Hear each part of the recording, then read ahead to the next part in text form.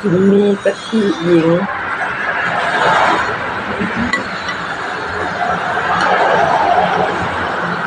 พอได้มาวิดีโอนี่โดนแล้วพอได้มาในซ่อง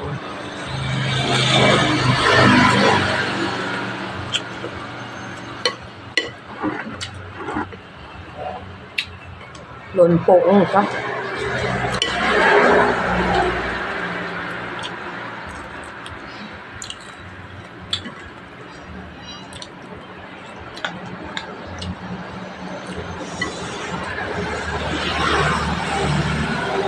ซื้อเขาบ่ได้เฮ็ดเอง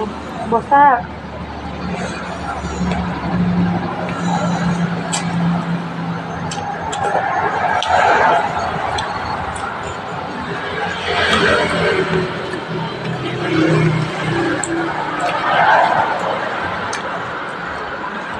กินของเขา